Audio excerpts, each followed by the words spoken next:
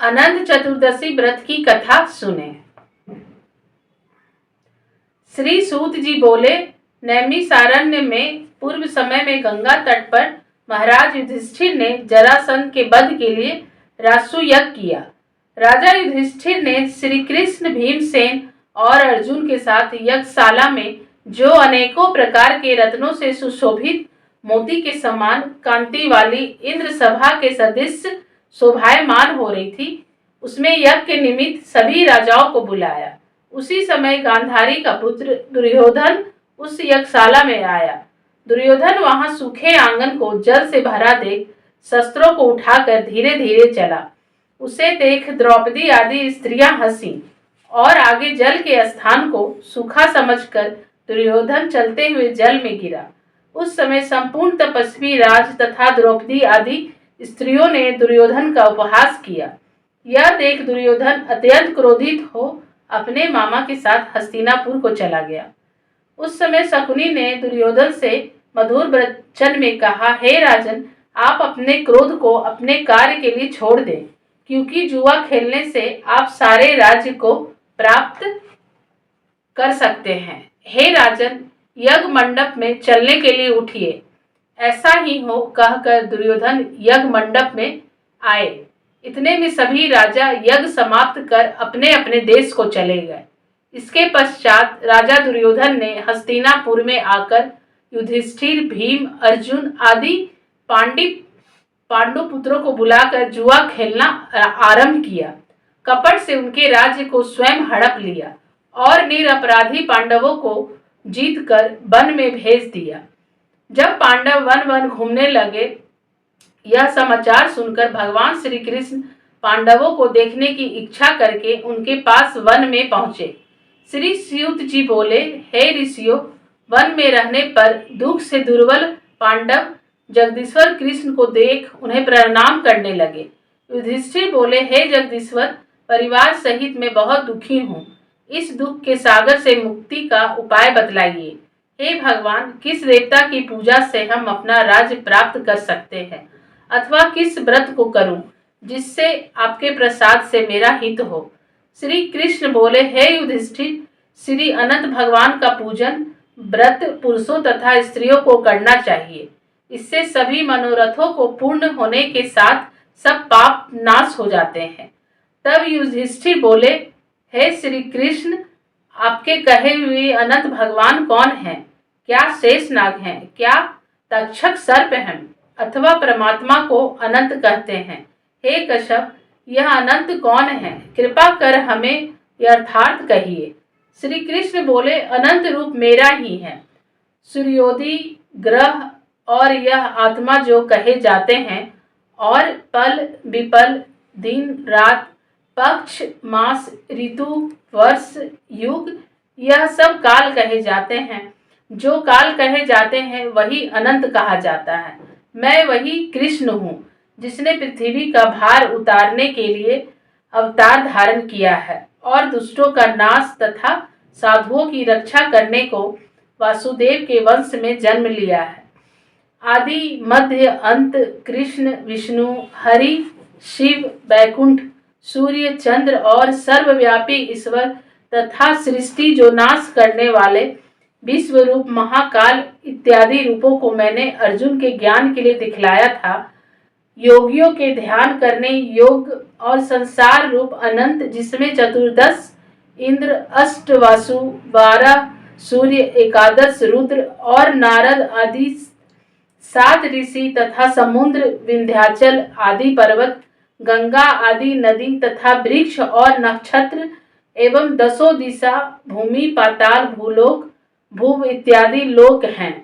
हे युधिष्ठिर, यह सब मैं ही हूँ, इसमें कोई संदेह नहीं है। युधिष्ठिर बोले, हे विदवर, अब आप अनंत व्रत का महात्म्य और विधि कहिए तथा अनंत व्रत का अनुष्ठान करने वाले प्राणी को क्या पुण्य होता है और उसका क्या फल मिलता है, सो कहिए। मैं यह जानना चाहता हूँ। पूर्व काल में यह अनंत व्रत किसने किया और मृत्यु लोक में किसने प्रकाशित किया, यह सब विस्तार से कहिए। तब श्री कृष्ण बोले, हे युधिष्ठिर, पहले सतयुग में एक सुमंत नाम का ब्राह्मण था। उसने वशिष्ठ गोत्र में उत्पन्न भृगु की सुंदर कन्या दीक्षा का वेदोक्त विधि से विवाह किया। थोड़ा समय बीतने पर उसके गर्भ से उन्नत लक्षणों वाली कन्या उत्पन्न हुई। वह सुशीला शीला नाम वाली कन्या पिता के घर बढ़ने लगी। उसी समय शीला की माता ज्वर से पीड़ित हो पवित्र नदी के जल में गिरकर मर गई। उसके पश्चात सुमंत ने ब्राह्मण की कन्या से, जिसका नाम करकसा था, विधि पूर्वक विवाह किया। दुष्ट स्वभाव करकसा नित्य झगड़ा करने वाली थी। उसकी सौतेली शीला नाम की कन्या अपने पिता के घर में भीत पर और खंभा पर तथा देहली पर चित्रकला में, तोरण आदि में चतुर थी। नीले, पीले, सफेद, काले इत्यादि रंगीन चित्र विचित्र से सतिये, शंख, कमल बारंबार बनाया करती थी। इसी प्रकार बहुत काल व्यतीत हुआ और इस प्रकार वह कौमार्य अवस्था वाली शीला को देख सुमंत ने चिंता की कि यह कन्या मैं किसको दूं, और इस विचार से दुखी हुआ। उसी समय वेद के जानने वालों में श्रेष्ठ और स्त्री की इच्छा करने वाला कांति युक्त मुनियों में श्रेष्ठ कौंडिल्य ऋषि वहां आए और बोले, हे सुमंत, तुम्हारी सुंदर कन्या शीला को मैं वरण करना चाहता हूँ। तब सुमंत ने शुभ दिन में श्रेष्ठ मुनि एक धर्म पुरुष कौंडिल्य नामक ऋषि से अपनी कन्या का विवाह कर दिया। श्री कृष्ण जी बोले, हे युधिष्ठिर, गृहस्थ सूत्र की कही हुई विधि से विवाह किया। उस समय मांगलिक कार्य किए गए तथा स्त्रियों ने मंगल गान गाया। ब्राह्मणों ने स्वचित वाचन तथा बंदीजनों ने तुम्हारी जय हो घोष किया। यह विवाह क्रम संपन्न होने पर अपनी पत्नी करकसा से सुमंत बोले, हे प्रिय, दामाद को संतोष के लिए कुछ दहेज देना उचित है।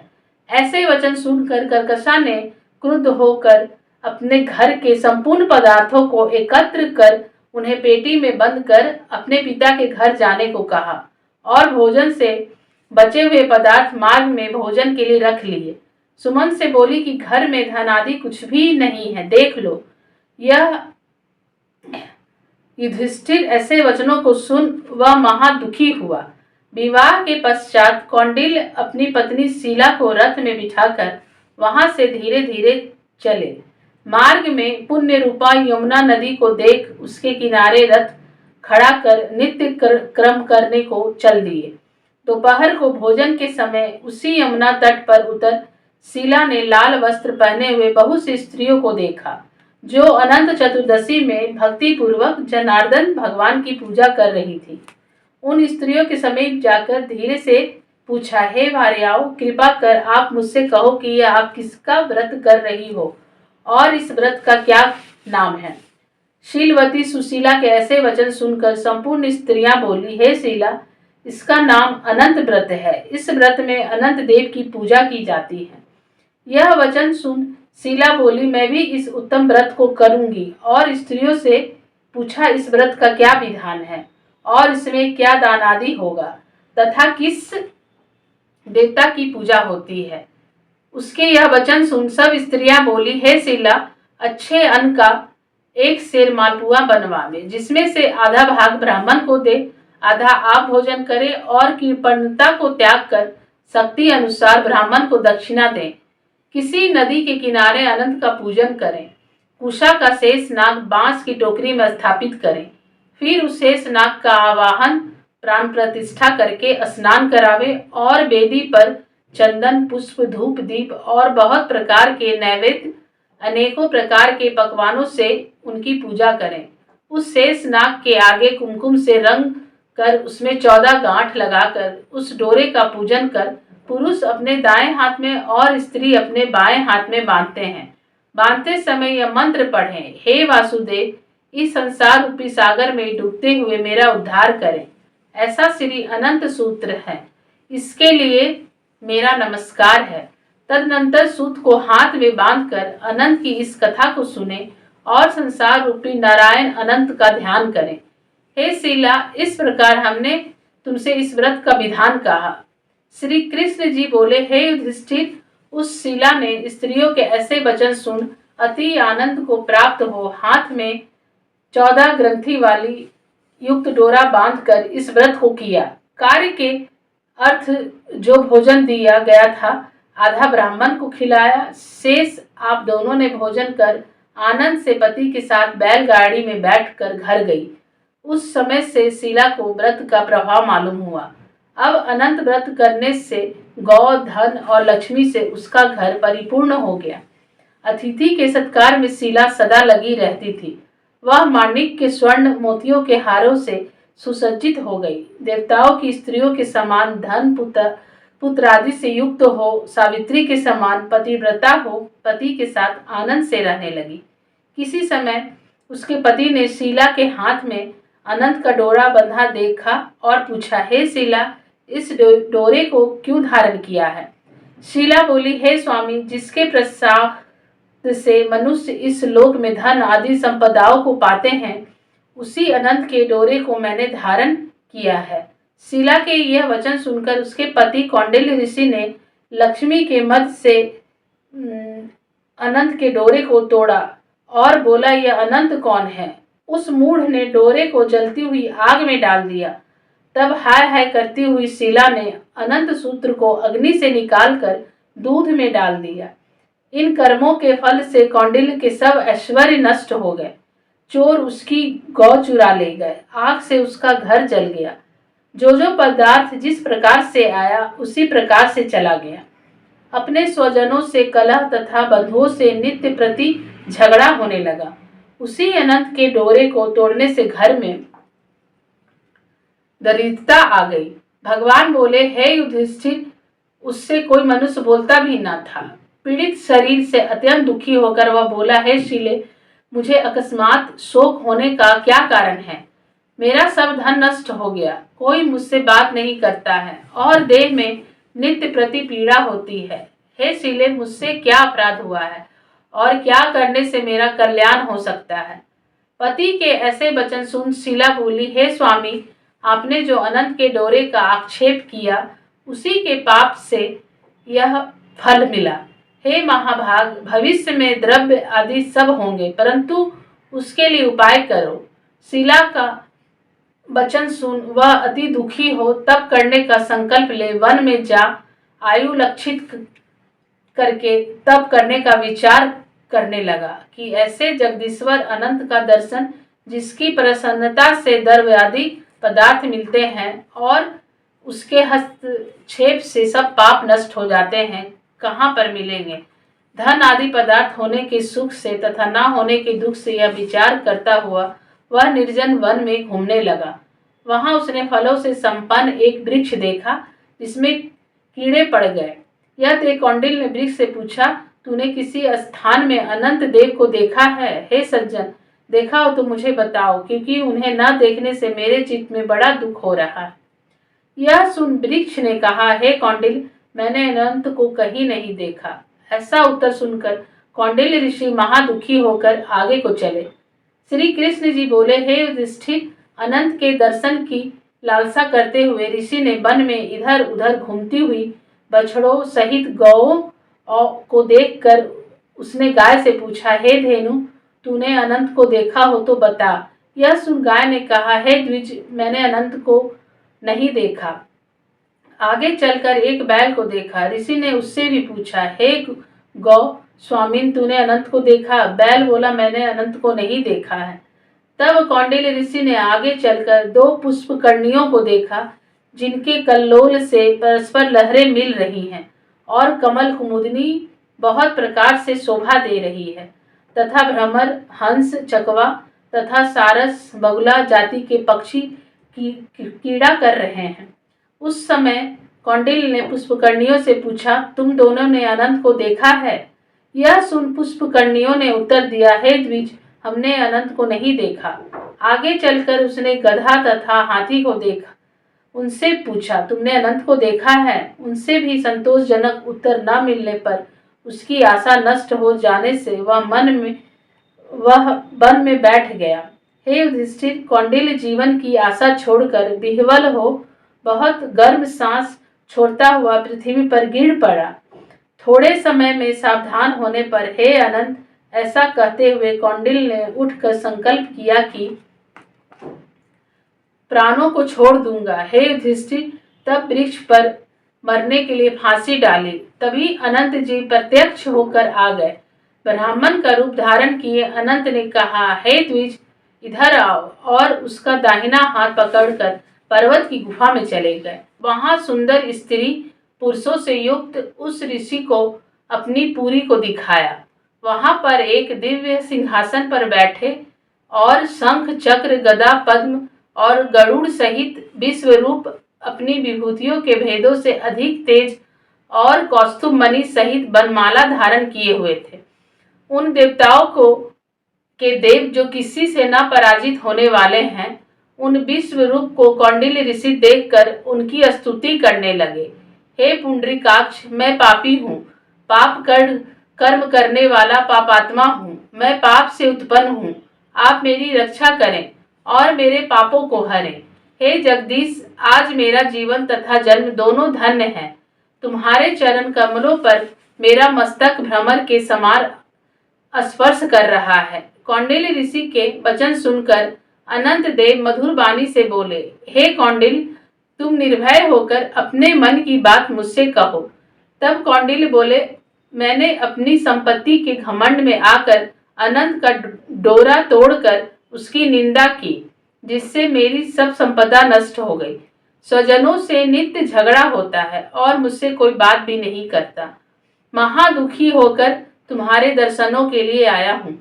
अनंत भगवान की कृपा से दयापूर्वक आपने मुझे दर्शन दिया। मैंने जो पाप किया है, कृपया उसकी शांति का उपाय मुझे बतलाइए। श्री कृष्ण जी बोले, हे युधिष्ठिर, भक्ति से संतुष्ट होकर अनंत देव क्या न देवे। अनंत भगवान बोले, हे कौंडिल्य, विलंब मत कर, अपने घर को जा और 14 वर्ष तक भक्ति पूर्वक अनंत व्रत कर। तू सब पापों से छूटकर सिद्धि को प्राप्त करेगा। तेरे पुत्र पौत्र होंगे तथा सुखों का उपभोग करेगा। अंत समय में मेरा स्मरण होगा और निसंदेह अमर पद को प्राप्त होगा। संपूर्ण लोगों के उपचार के लिए मैं तुमको और भी वर देता हूँ। संपूर्ण विधि से इस व्रत की कथा पढ़ने वाला और शीला के समान इस अनंत का व्रत करने वाला इस व्रत के प्रभाव से जल्दी ही सब पापों से छूटकर परम गति को प्राप्त करेगा। हे कौंडिल्य, तू जिस मार्ग से यहाँ आया है उसी मार्ग से अपने घर को जा। तब कौंडिल्य बोला, हे स्वामी, मैंने वन से घूमते हुए एक आश्चर्य देखा। वह आपसे पूछता हूँ, कृपा कर आप उत्तर दीजिए।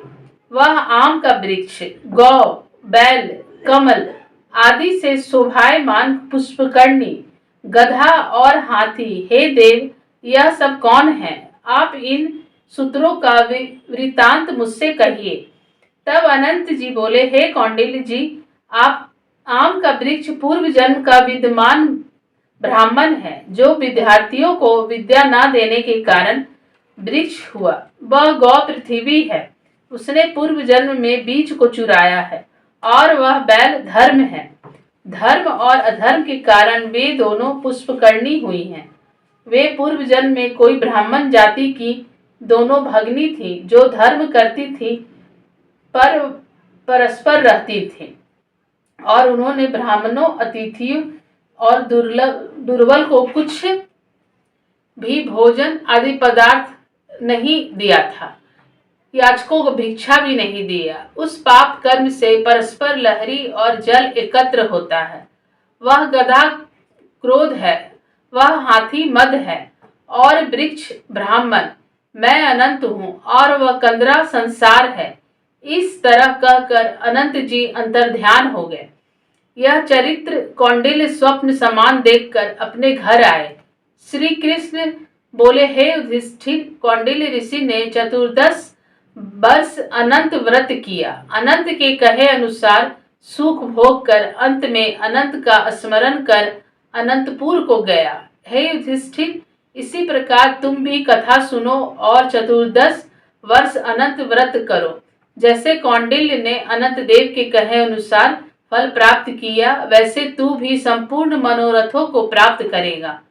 आख्यान सहित व्रत करने से एक ही वर्ष में मनोरथ पूर्ण होकर फल प्राप्त होता है। हे युधिष्ठिर, यह व्रत मैंने आपको सुनाया, इस व्रत के करने से मनुष्य सब पापों से छूट जाता है, इसमें संशय नहीं है। जो कथा सुनते हैं वे पापों से छूटकर अनंत लोक को प्राप्त करते हैं। हे कुरुकुलोद्भव, जो कोई शुद्ध चित्त वाले मनुष्य इस संसार सागर में सुख पूर्वक विहार करना चाहते हैं, वे त्रिभुवन के स्वामी अनंत भगवान का पूजन कर के दाहिने हाथ में सुंदर अनंत देव चतुर्दश ग्रंथि वाली डोरा बांधते हैं। इति समाप्तम।